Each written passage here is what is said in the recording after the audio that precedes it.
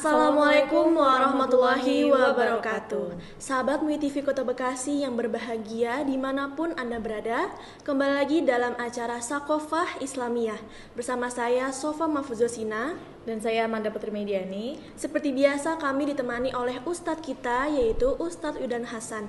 Mari kita sapa terlebih dahulu. Assalamualaikum warahmatullahi wabarakatuh. Assalamualaikum warahmatullahi wabarakatuh.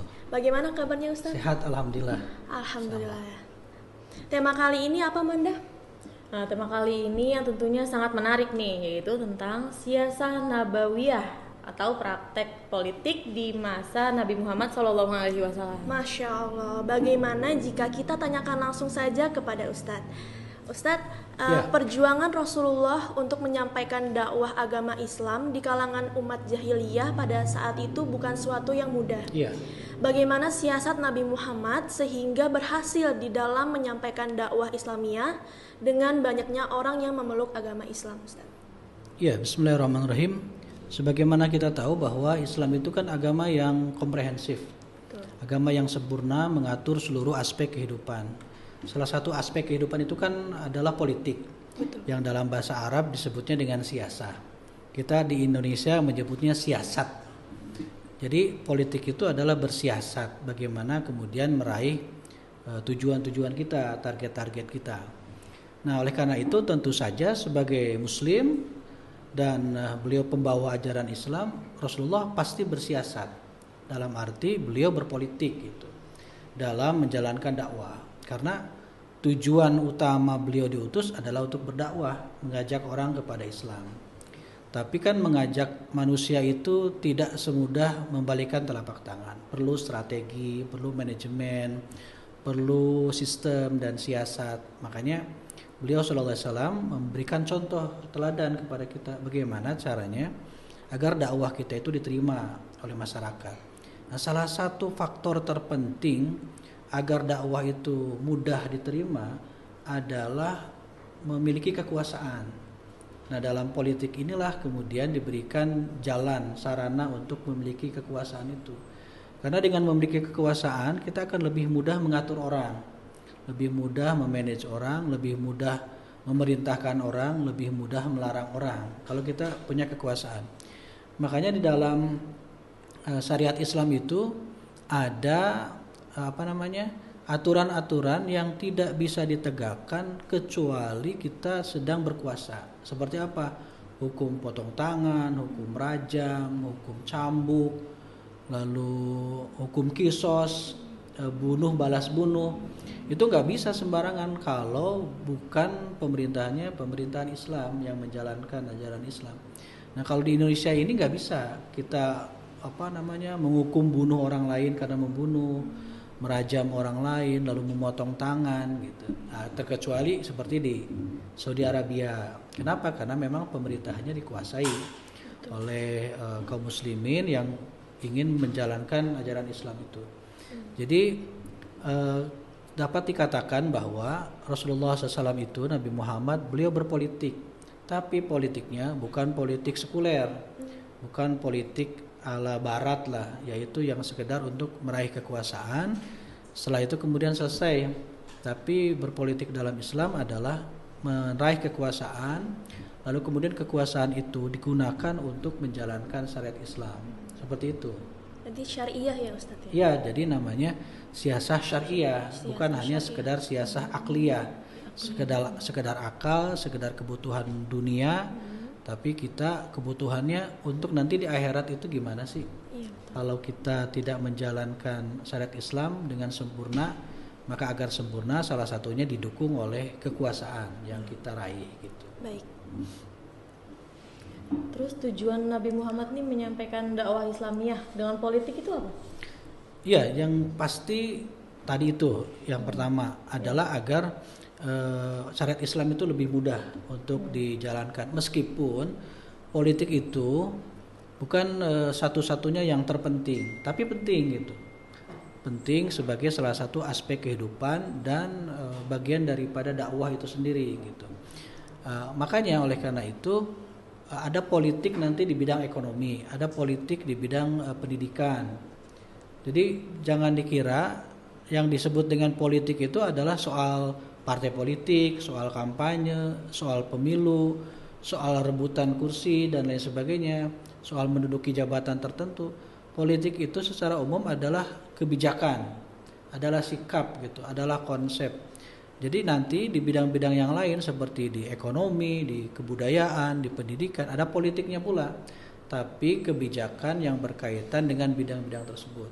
Nah, inilah pentingnya. Yang pertama kali memang harus diraih dulu kekuasaannya itu. Setelah diraih, baru kemudian kekuasaan itu digunakan untuk mengimplementasikan ajaran Islam secara lebih luas gitu di tengah-tengah masyarakat. Meskipun di antara para sarjana muslim itu ada juga yang berpendapat, tetapi ini minoritas ya, tidak dianggap sebagai sesuatu yang bisa dipakai, bahwa Islam itu nggak ngatur politik, Islam itu nggak ngatur negara gitu. Mereka menulis kitab, mereka menulis buku, tapi pendapat ini tertolak karena jelas-jelas Al-Quran dan hadis pun berbicara tentang politik, berbicara tentang kekuasaan. Itulah kenapa kemudian kekuasaan itu penting bagi kita untuk diraih gitu. Oh, baik. Lalu setelah Nabi hijrah ke Madinah dan berhasil menegakkan dakwah Islam di sana, kemudian Rasulullah merebut kembali kota Mekah. Faktor apa saja yang mendukung keberhasilan Rasulullah, Ustaz? Ya, ini menarik ya dan penting bahwa salah satu strategi atau politiknya Rasulullah di Madinah itu dakwahnya kan pertama kali sembunyi-sembunyi, Syria. Lalu kemudian meminta para sahabat untuk jangan melawan ketika diintimidasi, dikriminalisasi, diancam, bahkan disiksa kan. Itu para sahabat, kalau Rasulullah saat itu memerintahkan untuk melawan, pasti sahabat taat, pasti sahabat akan melawan. Tapi kan Rasulullah harus paham, beliau kan paham kondisi saat itu gitu, apakah menguntungkan atau tidak kalau melawan. Karena posisi saat itu kan masih sedikit masih lemah, dan kaumnya sendiri, umatnya itu dari kalangan orang miskin, dari kalangan orang lemah gitu. Jadi kalaupun memaksakan diri harus melawan, pasti habis gitu, pasti kalah gitu. Jadi disinilah politiknya Rasulullah SAW, sedikit-sedikit dulu, sembunyi-sembunyi dulu gitu. Sampai kemudian 3 tahun diboikot di satu lembah gitu oleh orang-orang musyrik Quraisy. Beliau bertahan.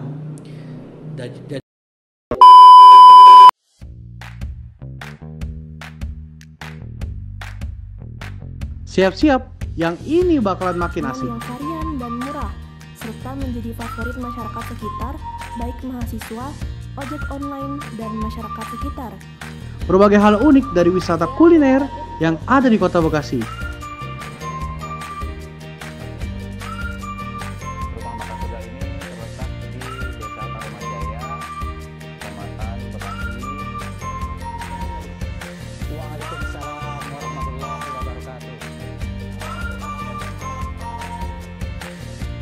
Saksikan Syai Muntalif setiap hari Selasa pukul 14.00 waktu Indonesia Barat.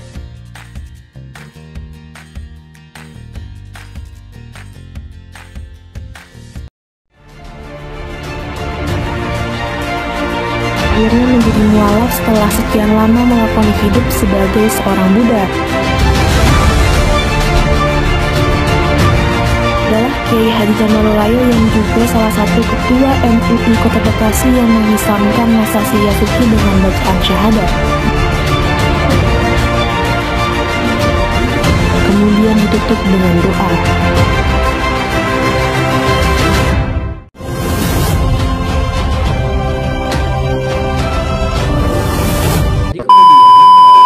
Ada solusi, yaitu kita harus cari tanah yang lebih subur istilahnya. Di Madinah. Madinah itu tanah dakwah maksudnya kan, yang lebih menerima dakwah itu. Karena kan sebelumnya di tiap musim haji Rasulullah juga suka berdakwah kepada para hujaj gitu yang datang dari Madinah, dari mana, ayo dong masuk Islam itu gini. Nah, itu kan ada bai'ah Aqobah pertama, bai'ah Aqobah kedua, lalu sebagian dari mereka masuk Islam, lalu berdakwah di Madinah dipersiapkan gitu. Ini juga pelajaran buat kita bahwa kalau kita ingin berpindah hijrah gitu, baik hijrah tempat maupun hijrah hati, hijrah mentalitas, hijrah pikiran, kita tuh harus sudah mempersiapkan dulu tempat hijrah kita.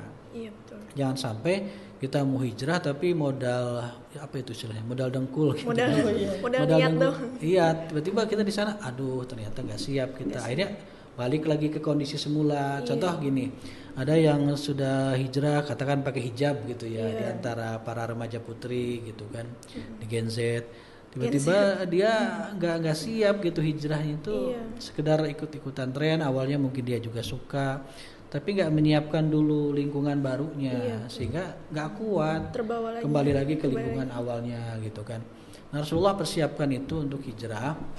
Nah, kemudian beliau pertama kali adalah membangun masjid di tanah milik 2 anak yatim. Dibeli tanah itu. Setelah itu beliau mempersaudarakan antara sahabat Muhajirin dan sahabat Ansor. Akhirnya jadilah negara Madinah kemudian hari ya, sebuah negara yang luar biasa. Nah, kembali ke Mekah dalam rangka Fathu Mekah. Jadi judulnya bukan menjajah Mekah gitu atau mengkolonialisasi Mekah, tapi membuka. Makanya dalam Islam itu penaklukan itu nggak disebut dengan penaklukan, apalagi penjajahan, tapi al-fathu, membuka gitu. Makanya kunci itu disebutnya miftah kan. Kunci itu miftah artinya kunci, pembuka pintu gitu. Ada namanya miftahul jannah gitu kan. Ada namanya al-fatih, ada fatih dan sebagainya. Itu artinya membuka. Nah, jadi membuka satu daerah untuk masuk ke situ peradaban Islam, lalu mereka maju gitu. Dan begitu Islam itu, kalau menaklukkan dalam tanda kutip satu daerah, maka di situ disebarkan ajaran Islam, membuat daerah itu malah jadi maju gitu, jadi beradab. Seperti Andalusia kan, masuknya Muhammad Al-Fatih, lalu kemudian daerah Baghdad, nanti kemana-mana, seperti itu konsepnya. Jadi faktor-faktornya adalah yang paling jelas itu kekuatan iman. Kekuatan iman itulah yang memenangkan perang di perang Badar. Kan jomplang jumlahnya, 300 lawan 1000. 1000 orang Quraisy, 100 orang sahabat Nabi. Terus faktor kesiapan keilmuan, ilmu pengetahuan. Lalu kesiapan materi, kesiapan fisik dan lain-lain sebagainya. Hanya memang kemudian dalam persiapan itu sebenarnya nggak mudah. Ada banyak tantangan, ada banyak penyerangan, dan inilah kekuatan mental itu yang lahir dari keimanan itu. Jadi faktornya seperti itu. Lalu saya ingin bertanya sedikit, Ustadz, mengapa harus pada saat pindah ke Madinah itu yang dibangun masjid? Kenapa nggak langsung rumah-rumah gitu? Nah, jadi masjid itu digunakan sebagai pusat peradaban, bukan hanya sekedar untuk tempat sholat gitu kan, ngaji gitu. Tapi masjid itu juga sekaligus jadi kantor pemerintahan. Di situ dijadikan sebagai kalau sekarang kan pisah-pisah nih gedungnya ya. Ada pengadilan, ada gedung kejaksaan, ada gedung DPRD gitu kan. Ada gedung wali kota. Itu masjid sekaligus jadi pusat pemerintahan. Eksekutifnya di situ berjalan, yudikatifnya, legislatifnya juga di situ berjalan. Tempat menghakimi di situ, tempat membuat perundang-undangan di situ, tempat memimpin pemerintahan juga di situ. Jadi sebenarnya fungsi masjid itu luas dan kompleks gitu. Makanya kenapa sering sekali sekarang banyak kegiatan-kegiatan seminar, diskusi bagaimana sih mengembalikan fungsi masjid. Jadi bukan hanya sekedar tempat sholat, tapi di situ ada pendidikan, di situ ada pengadilan, di situ ada peningkatan dan pemberdayaan ekonomi umat, dari masjid lahirnya. Jadi ruhnya adalah ruh masjid, meskipun tidak sehari-hari di masjid kan. Nabi Muhammad sendiri kan gak sehari-hari di masjid. Karena itu faktor penting pemersatu dan jadi pusat pemerintahan. Makanya yang pertama kali dibangun adalah tempat berkumpulnya manusia. Agar kalau ada apa-apa, kita mau lapor ke Nabi, mau diskusi ke Nabi, mau curhat ke Nabi, ada di masjid gitu. Baik, Ustaz.